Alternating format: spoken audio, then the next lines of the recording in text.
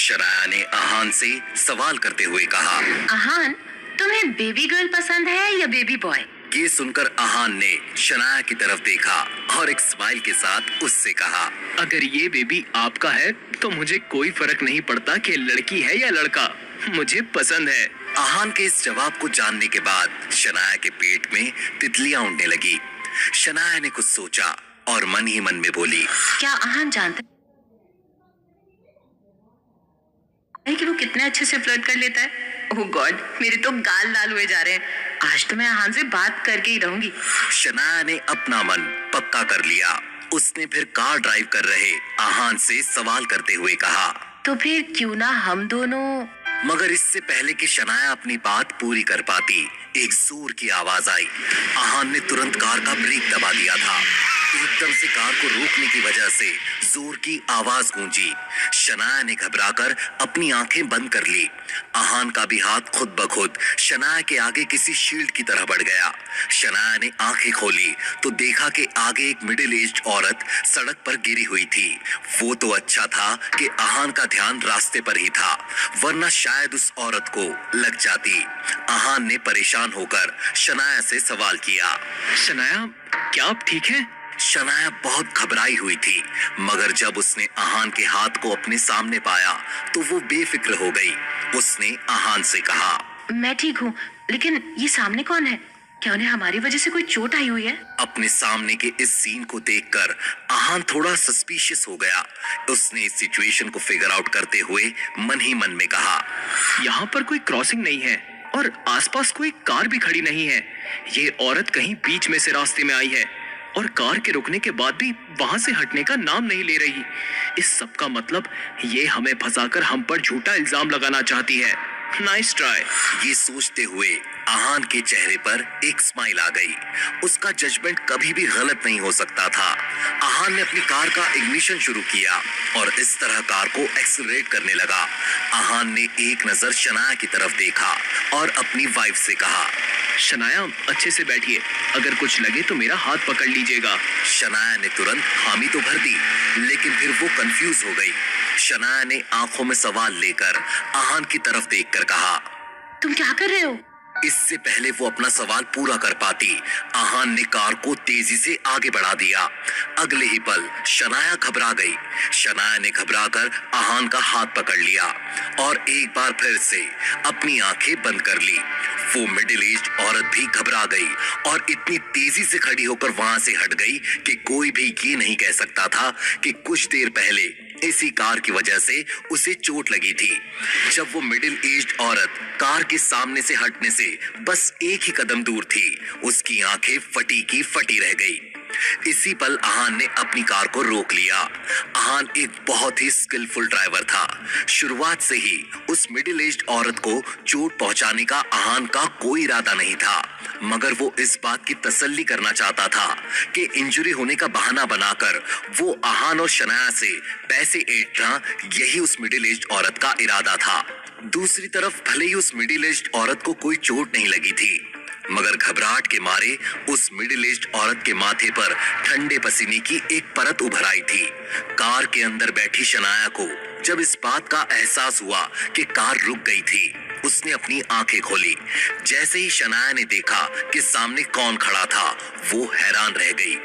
शनाया ने शॉक्ड होकर जोर से कहा, सीमा बुआ जी? शनाया को अपनी आंखों पर यकीन ही नहीं हो रहा था। सीमा बुआ जी का नाम सुनकर आहान की आंखें भी शार्प हो गई। आहान और शनाया दोनों ये जानकर एक ही वक्त पर हैरान और परेशान दोनों थे। आहान ने सीमा बुआ जी की हिस्ट्री को याद करते हुए मन ही मन में कहा, सीमा बुआ जी को मैंने आखिरी बार 2 साल पहले देखा था। तब वो अपने बेटे को लेकर हमारे घर आई थी और उसकी शादी के लिए मॉम से 10 लाख रुपए मांग रही थी। मॉम ने जब उन्हें मना कर दिया तो उन्होंने बहुत तमाशा किया, हल्ला मचाया और वहां से चली गई। यहाँ तक कि जाते हुए वो शनाया का पर्स और कुछ गहने भी चुरा कर ले गई थी। उस दिन के बाद मैं उन्हें आज पहली बार देख रहा हूँ। आहान को सीमा बुआ जी खास पसंद नहीं थी, क्योंकि उनकी उस हरकत की वजह से शनाया बहुत परेशान हो गई थी। वो सिर्फ पैसे और ज्वेलरी ही नहीं, शनाया के इंपॉर्टेंट डॉक्यूमेंट्स जैसे कि पासपोर्ट और एटीएम कार्ड भी ले गई थी। सीमा बुआ जी ने भी देखा कि ड्राइवर सीट पर गिल परिवार का निकम्मा घर जमाई आहान बैठा था।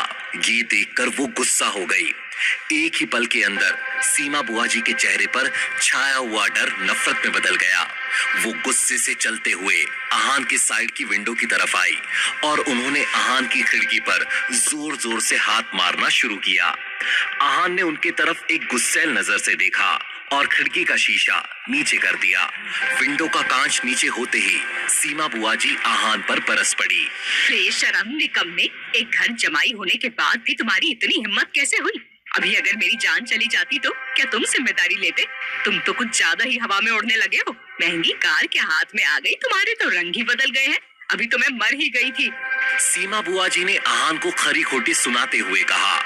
आहान को वैसे भी इस ड्रामे से कोई फर्क नहीं पड़ रहा था, मगर शनाया ने आहान की तरफदारी करते हुए कहा, सीमा बुआ जी, आप पहले हमारे कार के सामने आकर रुकी थी, और हाँ, वो भी जानबूझकर। क्या तब आपको अपनी जान की फिक्र नहीं थी? अब अपनी भतीजी की ऐसी बातें सुनने के बाद तो सीमा बुआ जी के तेवर ही बदल गए। वो गुस्से से शनाया को घूरने लगी और सीमा बुआ जी ने शनाया से कहा, ना समझ लड़की, तुम ये कैसी बातें कर रही हो? क्या मतलब कि मैं जानबूझकर बीच में आई थी? मैं तो रास्ते के साइड से आराम से चल रही थी। ये बात तो साफ है कि तुम्हारे इस निकम्मे पति ने मेरी जान लेने की कोशिश की है। मुझे चक्कर आ गए और मैं गिर गई, लेकिन मेरी मदद करने के बजाय इस आहान ने कार नहीं रोकी, बल्कि और तेजी से चलाने लगा। अगर मैंने अपना दिमाग न चलाया होता और वहाँ से ना हटी होती तो आज तो मैं भगवान को प्यारी हो जाती, और तुम मुझ पर झूठा इल्जाम लगा रही हो। सीमा बुआ जी ने अपनी ये बात बहुत ही कॉन्फिडेंस के साथ कही थी। अपने दोनों हाथों को कमर पर रखकर वो ऐसी लग रही थी मानो आज वो झगड़ा करने की तैयारी से ही आई थी।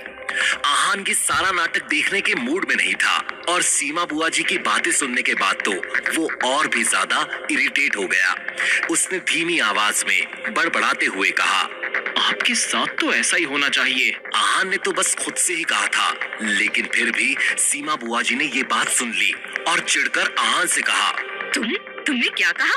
तुम तो कुछ ज्यादा ही सर पर चढ़ गए हो। मैं बता रही हूँ कि अगर तुमने मेरे साथ बदतमीजी करने की कोशिश की तो अच्छा नहीं होगा। अगर शेखर भैया और यामिनी भाभी को तुम्हारे ऐसे बर्ताव का मैंने बता दिया तो वो तुम्हें छोड़ेंगे नहीं, घर से निकाल देंगे। जब शनाया ने आहान के अगेंस्ट ऐसी बात सुनी तो वो गुस्सा हो गई। शनाया अपनी सीमा बुआ जी से कुछ कहने ही वाली थी, लेकिन आहान ने उसका हाथ पकड़कर उसे शांत होने का इशारा कर दिया।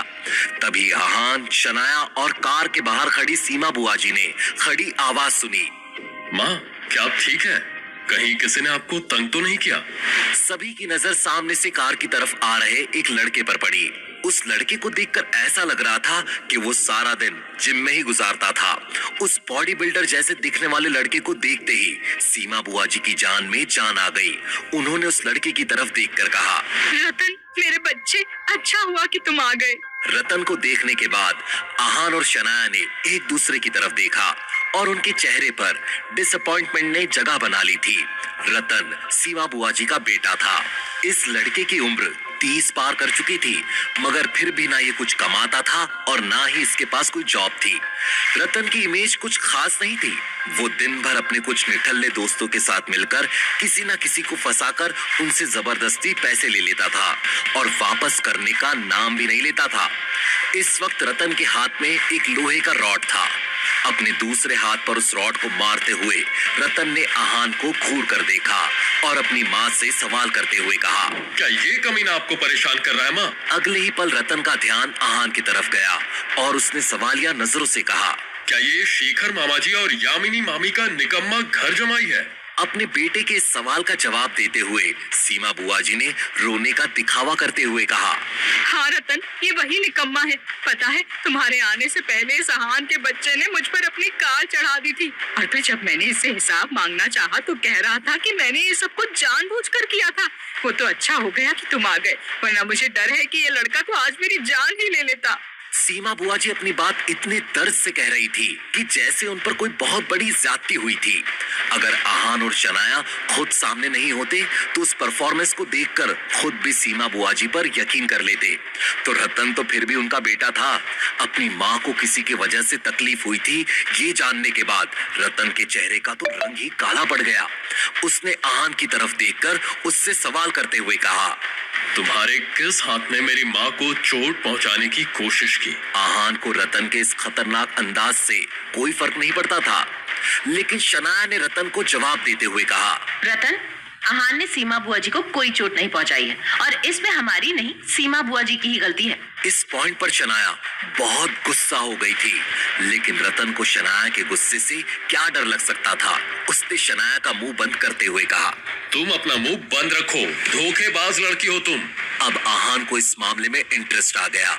उसने रतन से इम्पल्सिव होकर पूछा, तुमने किसे धोखेबाज कहा? आहान के सवाल के जवाब में सीमा बुआ जी ने कहा, क्या मेरे बेटे रतन ने कुछ गलत कहा है क्या?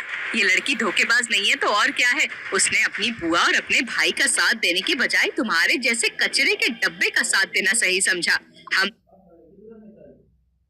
दोनों उसके खून के रिश्तेदार, हमारे सामने तुम जैसे दो कौड़ी के इंसान को चुना है शनाया ने।